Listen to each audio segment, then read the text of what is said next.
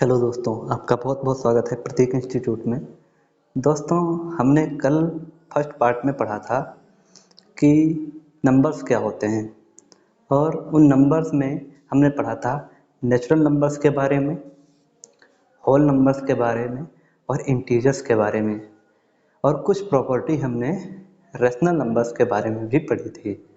ठीक है, तो हम ये जानते हैं कि जो नेचुरल नंबर हैं उनको हम n से डिनोट करते हैं और नेचुरल नंबर्स वे होते हैं जो 1 से स्टार्ट होते हैं। 1 2 3 4 5 और ऐसे ही एंड सो ऑन चलते चले जाते हैं, ठीक है, इन्फिनिटी तक। उसके बाद में हमने पढ़ा था होल नंबर्स के बारे में, जिसे हम W से इंट्रोड्यूस करते हैं, और जो नंबर्स 0 से स्टार्ट होते हैं और इन्फिनिटी तक जाते हैं उन्हें हम होल नंबर्स कहते हैं। 0 1 2 3 4 एंड सो ऑन इन्फिनिटी तक, ठीक है। और फिर हमने पढ़ा था इंटीजर्स के बारे में। इंटीजर्स को हम जेड से डिनोट करते हैं। जेड मीन्स हमने पढ़ा था जेड जो है ग्रीक वर्ड जो था जेहलिन से लिया गया है, और जेहलिन का मतलब होता है काउंट करना, यानी कि गणना करना, गिनना। और ये इसमें होल नंबर्स के साथ साथ निगेटिव नंबर्स भी होते हैं। 0 1 2 3 4 इन्फिनिटी तक, पॉजिटिव इन्फिनिटी तक, और -1 -2 -3 निगेटिव इन्फिनिटी तक। ठीक, तो इतनी चीज़ें हमने पढ़ी थी। आज हम पढ़ेंगे इससे आगे, और हमने रेशनल नंबर्स के बारे में भी कुछ प्रॉपर्टी पढ़ी थी। रेशनल नंबर्स वे नंबर्स होते हैं जिन्हें हम P/Q के रूप में प्रदर्शित कर सकते हैं, और जहां पर Q 0 के बराबर नहीं होना चाहिए। ठीक है, अब हम उससे आगे थोड़ा पढ़ेंगे और रेशनल नंबर्स के बारे में विस्तार से जानेंगे। ठीक है, तो शुरू करते हैं। Rational number.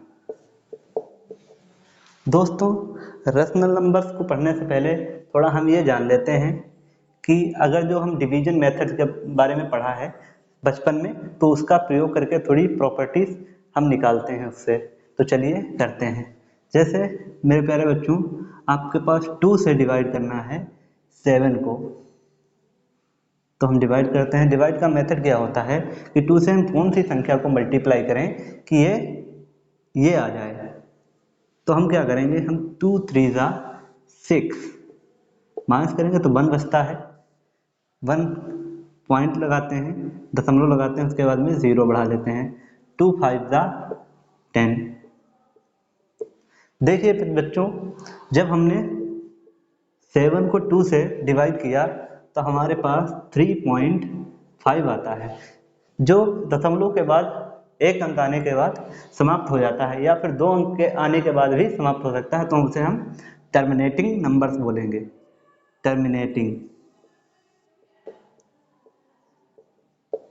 Terminating decimal. ठीक है, जो संख्याएं जो हम इसे डिवाइड करने पर हमें कुछ पॉइंट के बाद में आकर शांत हो जाते हैं, यानी समाप्त हो जाते हैं, उसे हम टर्मिनेटिंग डेसिमल बोलेंगे। फिर हम एक संख्या और ले लेते हैं। मैं 3 से 10 को डिवाइड करता हूँ। 3 3 जा 9, माइनस किया 1 बचा, दशमलव लगाया 0 बढ़ा, 3 3 जा 9, फिर माइनस किया फिर 1 बचा, दशमलव लगा ही है 0 बढ़ा लेते हैं, 3 3 जा 9। देखिए बच्चों, हम इसे जितनी बार भी डिवाइड करते चले जाएंगे हमारे पास रिमाइंडर 1 ही आएगा। चाहे आप इसे दिन भर निकालें, चाहे जितनी देर निकालें, आपके पास जितना फालतू समय है तब तक निकालते रहें, आपके पास 3 ही आता रहेगा। तो हम ये कहते हैं कि ये जो संख्या हैं, ये 3 वाली संख्याएं हैं, ये ऐसे ही चलती चली जाएंगी, ये रिपीट होना शुरू हो जाएंगी। तो हम ये कह सकते हैं कि जब हम 10 को 3 से डिवाइड करते हैं तो हमारे पास 3.3333 ऐसे ही आती चली जाएंगी। तो हम इन संख्याओं को कहेंगे नॉन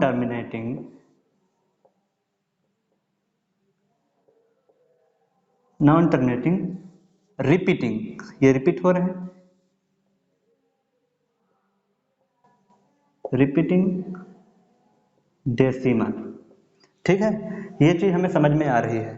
ठीक है, तो जो संख्याएं, हमें यहाँ पर एक चीज़ देखने की बात है कि जो संख्याएं बार बार रिपीट हो रही हैं तो हम उसे ऐसे लिख सकते हैं 3.3 के ऊपर बार। ये क्यों लिख सकते हैं? देखिए, हम इससे इस तरीके से याद कर सकते हैं कि जो संख्याएं बार बार आ रही हैं उन्हें उनके ऊपर बार, यानी कि जो संख्या बार बार आ रही हैं, 3 बार बार आ रहा तो जो बार बार आए, बार का मतलब बार लगा देते हैं ऊपर, इससे याद कर सकते हैं। ठीक है, अब हम जैसे इसके एग्जांपल्स और भी ले सकते हैं। Repeating non terminating repeating decimal, देखिए ना तो ये समाप्त हो रही हैं और ये रिपीट होना शुरू हो जा रही हैं, तो इसके और भी एग्जांपल देख लेते हैं।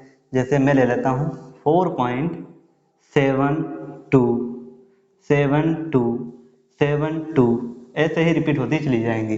ठीक है, और मैं ले लेता हूँ दूसरी संख्या 3.65 ऐसे ही रिपीट होती चली जाएंगी। तो यह सभी संख्याएं हमारे पास नॉन टर्मिनेटिंग रिपीटिंग डेसिमल्स आती हैं। ठीक है, समझ पा रहे होंगे। एक बार फिर से देखते हैं कि रैशनल नंबर्स वे नंबर्स होते हैं जिन्हें हम पी बाई क्यू के फॉर्म में लिख सकते हैं, और जहां पर क्यू 0 के इक्वल नहीं होना चाहिए। ये तो हमने कल की क्लास में पढ़ा था। ठीक है, आज हमने देखा कि जो संख्याएं दशमलव के बाद समाप्त हो जाती हैं और उन्हें हम टर्मिनेटिंग डेसिमल कहते हैं, और जो संख्याएं दशमलव के बाद रिपीट होना शुरू हो जाती हैं उन्हें हम कहते हैं नॉन टर्मिनेटिंग रिपीटिंग डेसिमल। और उसके कुछ एग्जाम्पल यहाँ पर दिए गए हैं, आप इन्हें देखिए। ठीक है, अब हम चलते हैं आगे, इसे रफ कर देते हैं। तो रियल नंबर्स के बारे में थोड़ी जानकारी लेते हैं। रियल नंबर, दोस्तों रियल नंबर्स को हम दो भागों में डिवाइड कर सकते हैं। एक होता है हमारे पास रैशनल नंबर, और एक सेकंड होता है इरेशनल नंबर्स। हमने यहां पर पढ़ा था कि जो रैशनल नंबर्स होते हैं ये दो प्रकार के होते हैं। एक हमारे पास टर्मिनेटिंग डेसिमल,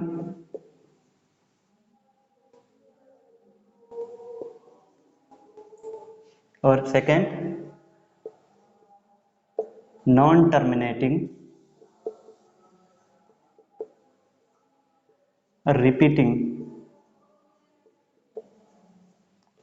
डेसिमल।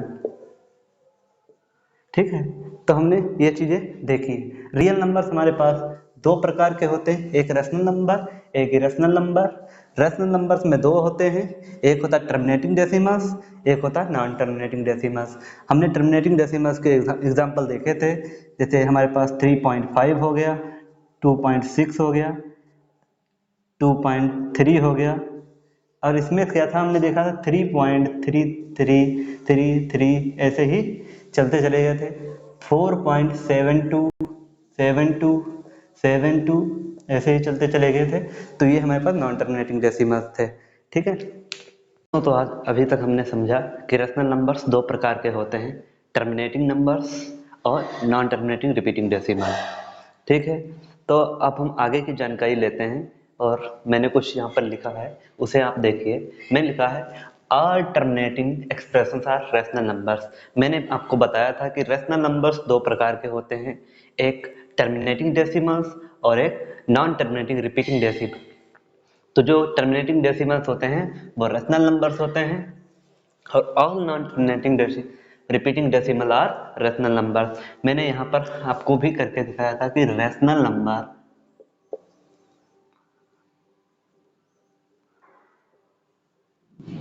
दो प्रकार के होते हैं, एक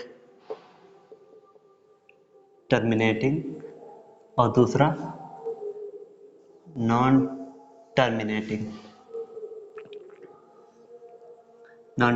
रिपीटिंग। तो देखिए बच्चों, जो ये टर्मिनेटिंग है ये भी रैशनल के अंतर्गत आता है, और जो नॉन टर्मिनेटिंग ये भी रैशनल के अंतर्गत आता है। तो हम कह सकते हैं ये सभी टर्मिनेटिंग और non terminating decimals rational numbers होते हैं। लेकिन अब यहीं पर अगर जो कह दिया है कि ये जो सभी रैशनल नंबर्स हैं ये सभी रैशनल नंबर्स हैं, क्या टर्मिनेटिंग है? तो आपको कहे नहीं सर, नॉन टर्मिनेटिंग भी है। तो वही पॉइंट्स यहाँ पर दिया गया है, but all rational numbers are not terminating may be terminating, non terminating, repeating decimal. तो हमने यहाँ तक समझा, इसमें आगे के बारे में थोड़ा पढ़ेंगे। दोस्तों हमने रैशनल के बारे में जानकारी ली है, अब हम उस रियल नंबर्स में इरेशनल नंबर्स के बारे में जानेंगे। देखिए दोस्तों, इरेशनल नंबर्स के बारे में हम 4 पॉइंट पढ़ेंगे, उनसे ही हमें पता चल जाएगा कि ये नंबर इरेशनल है। तो चलिए फर्स्ट पॉइंट को हम डिस्कस करते हैं। फर्स्ट पॉइंट क्या है? रिपीट होगा। जैसे मैं लिखता हूँ आपके सामने 3.10 100 1000 1000, ऐसे ही चलती चलेगी। दूसरा लिख देता हूं मैं 0.73 733 7333, ऐसे ही ये ना तो टर्मिनेट हो रही, ना तो समाप्त हो रही है, और ना ही रिपीट होना शुरू हो रही है। तो हम ये कह सकते हैं एक इरेशनल नंबर है। सेकेंड पॉइंट पढ़ते हैं। Second point, not a perfect square. वो नंबर्स जो तो परफेक्ट स्क्वायर ना हो, उन्हें हम क्या कहते हैं? उन्हें हम कहते हैं इरेशनल नंबर्स। जैसे √2, √3, √5, √7, √11। ठीक है, हमने ये जाना कि वो परफेक्ट स्क्वायर रूट नहीं होना चाहिए,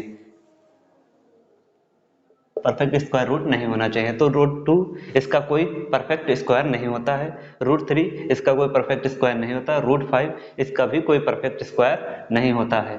ठीक है, अब हम जैसे अगर जो इसकी जगह पर हम अगर जो लिख देते हैं √4, तो इसमें क्या होता? √2 × 2, और ये 2 बाहर आ जाता, यानी ये रैशनल नंबर्स हो जाता। इसीलिए यहाँ पर ये परफेक्ट स्क्वायर रूट नहीं होना चाहिए। फिर थर्ड नंबर हम सीखते हैं, not a perfect cube root. देखिए बच्चों, यहां पर अगर मैं लिखता हूं 3√2, 3√7, √11, 13, तो देखिए बच्चों, इनका हम क्यूब रूट भी नहीं निकाल सकते। वहीं अगर जो इसकी जगह पर मैं क्यूब रूट 27 लिख देता, तो ये क्या होता? 3 × 3 × 3, और इसका जब निकालता है तो हम 3 आ जाता, तो ये रैशनल नंबर्स हो जाता। इसीलिए हमें ये याद रखना है कि ना तो परफेक्ट स्क्वायर रूट होना चाहिए, ना ही परफेक्ट क्यूब रूट होना चाहिए। ठीक है, उसके बाद में फोर्थ पॉइंट क्या है? पाई।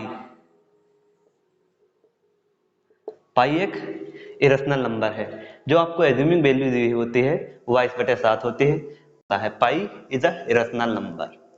हम कह सकते हैं pi is a irrational number. आप लोग यहां तक समझ चुके हैं कि इरेशनल नंबर्स को हम किस तरीके से पहचानेंगे। इरेशनल नंबर्स वे होते हैं जो तो ना तो टर्मिनेट होते हैं और ना ही रिपीट होना शुरू होते हैं। जैसे मैंने यहाँ पर एग्जांपल दिया 3.10 100 1000 1000, ठीक है, और उसके बाद में बताया है मैंने not a perfect square root. देखिए बच्चों, ऐसा नंबर जिसका अंडर रूट हो और जिसका कोई भी स्क्वायर रूट ना निकलता हो, वो भी हमारे पास एक इरेशनल नंबर्स होता है। उसके बाद में not a perfect cube root, ना तो उसका परफेक्ट क्यूब रूट जाता हो, वो भी हमारे पास इरेशनल नंबर्स होता है। और पाई एक इरेशनल नंबर्स है। ठीक है, इसे रफ कर देते हैं। तो देखिए बच्चों, हमारे पास एक्सरसाइज 1.2 का फर्स्ट क्वेश्चन इसमें दिया गया है, every irrational number is a real number. तो देखो बच्चों, हमने पढ़ा था कि रियल नंबर्स दो प्रकार के होते हैं, एक नंबर होता है रेशनल नंबर्स और एक होता है इरेशनल नंबर्स। तो हम कह सकते हैं यहाँ पर every irrational numbers is a real numbers, तो हम लिखेंगे ट्रू। ठीक है, तो यहाँ पर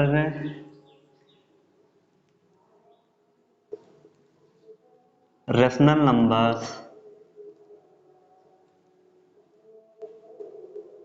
एंड irrational numbers आर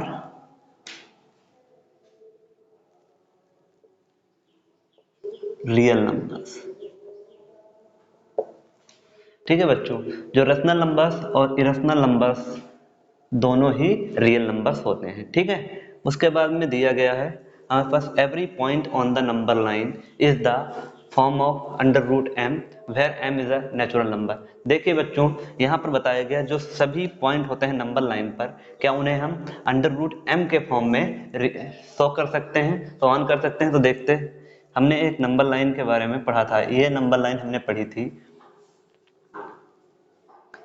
इसमें 0 1 2 3 4 ऐसे ही, इसके बाद में इधर -1 -2 -3 -4 और ऐसे ही।